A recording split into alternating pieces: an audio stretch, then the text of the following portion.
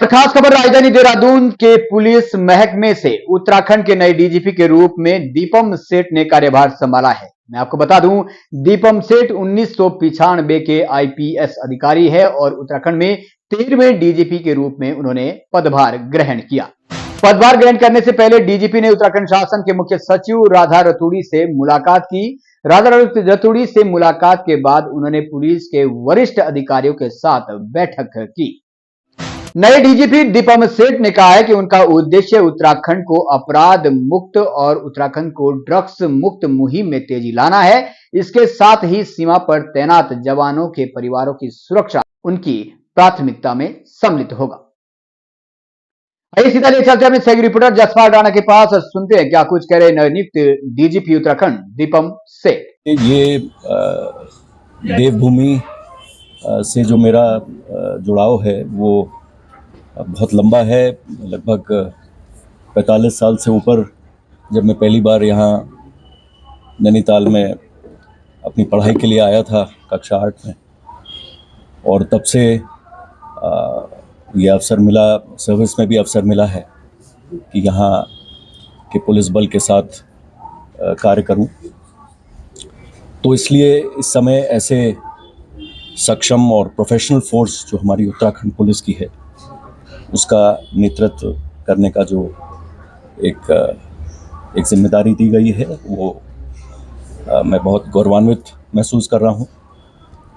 और जहाँ तक आपने प्राथमिकताएं की बात करी, तो ट्रेडिशनल पुलिसिंग की बड़ी क्लियर प्रायोरिटीज़ रहती हैं।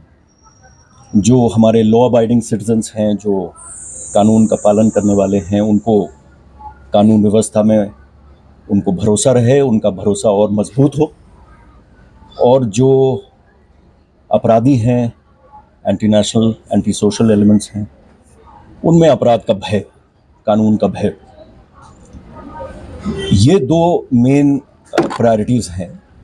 और उसके अलावा समय समय पर जो और चीज़ें इवॉल्व करती हैं, जहाँ तक अपराध नियंत्रण में उसकी मॉनिटरिंग, इन्वेस्टिगेशंस की मॉनिटरिंग, प्रोसिक्यूशन पे जो है वो एक बल देते हुए उसकी जो व्यवस्था है और सज़ा दिलवाने की जो पूरी कार्रवाई है, जो क्रिमिनल जस्टिस सिस्टम का जो आखिरी पड़ाव है उस तक पहुंचना, महिला अपराध, बच्चों की सुरक्षा, ये भी बहुत बड़ी प्रायोरिटीज़ हैं।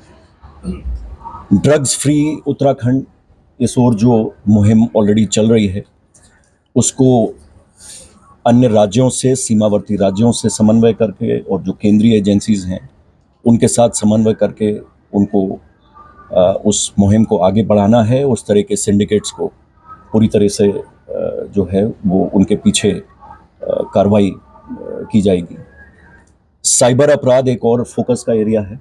इस समय बहुत उस पर ध्यान दिया भी जा रहा है। लोगों को जागरूक करने की आवश्यकता है, पर इसके जो एक पूरे नेटवर्क हैं, जो कनेक्शंस हैं, वो बहुत ऐसे हैं कि उसमें समन्वय जो हमारी केंद्रीय एजेंसीज़ हैं और जो अन्य संस्थाएं हैं उनके साथ पूरा इस पे उत्तराखंड पुलिस अपनी मुहिम जारी रखेगी जहाँ तक साइबर अपराध का सवाल है।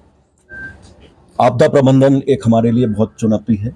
हमारे राज्य की जो विषम भौगोलिक परिस्थितियां हैं, तो आपदा प्रबंधन अपने आप में एक बहुत मजबूत होना चाहिए। उसकी जो SDRF है, उसके जो उपकरण हैं, उसकी जनशक्ति है, उनकी जो ट्रेनिंग है, उनका प्रशिक्षण है, ये सब चीज़ पे भी बल दिया जाएगा। जो धार्मिक स्थल हैं और जो हमारे रिलीजियस टूरिज़्म के लिए जो लोग आते हैं और बड़ी संख्या में इस राज्य में उनका आवागमन होता है, तो उनकी सुरक्षा व्यवस्था और उनकी यात्रा को एक सुगम बनाने का भी जो एक लक्ष्य है वो उत्तराखंड पुलिस उसको जारी रखेगी। और साथ में यातायात प्रबंधन पूरे राज्य के लिए एक बहुत अहम विषय है। और इसके साथ ही सड़क सुरक्षा का भी एक इशू जुड़ा हुआ है जिस पे कार्रवाई चल रही है। और शासन के अन्य संस्थाएं और डिपार्टमेंट्स के साथ जहां जहां इस तरह की एक योजना बनाने की आवश्यकता है, जिससे कि और बेहतर यातायात संचालित हो और सड़क सुरक्षा के प्रति और मजबूत कार्रवाई हो, ये भी एक अहम जो है वो लक्ष्य है। और अंत में मैं दो चीज़ों पे और बल देना चाहूँगा। बाकी तो आगे आप लोग के साथ जैसे जैसे रिव्यू होगा और चीज़ें हम लोग चर्चा करते रहेंगे आप लोग से।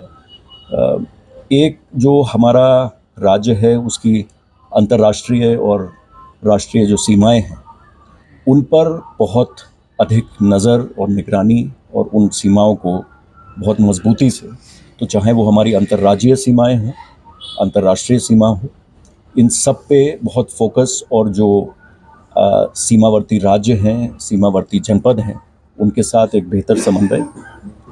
और इस राज्य की ये एक सौभाग्य है कि इस राज्य से बहुत अधिक संख्या में जो एक्स सर्विसमैन यहाँ पे सेटल्ड हैं। बहुत सारे लोग आर्मी में, नेवी, एयरफोर्स, पैरामिलिट्री बलों में उत्तराखंड राज्य से सर्व कर रहे हैं, दूर दराज एरिया में, बॉर्डर्स पे। तो कई सर्विंग पर्सनल हैं और बहुत सारे लोग रिटायरमेंट के बाद एक्स सर्विसमैन यहाँ सेटल्ड हैं। तो एक उत्तराखंड पुलिस का ये भी एक ध्येय रहेगा कि इनके संबंधित जो भी इनकी समस्याएं हों उनका निराकरण भी प्रायोरिटी पे किया जाए, क्योंकि दूर दराज बॉर्डर पे जो सैनिक है उसके लिए यहाँ का शासन प्रशासन ही है जो उनके परिवारों का जिम्मेदारी उठाए, जिससे कि वो देश की सुरक्षा की अपनी जिम्मेदारी पूरी करें। तो इसमें भी आम जन शिकायतों पे बहुत ध्यान से कार्रवाई के साथ साथ जो एक्स सर्विसमैन हैं या सर्विंग फोर्स पर्सनल हैं उनकी शिकायतों पे भी ध्यान देना किया जाएगा। तो यही अभी प्रारंभिक आप लोग के साथ थॉट्स हैं और बाकी आपसे इंटरैक्ट करते रहेंगे।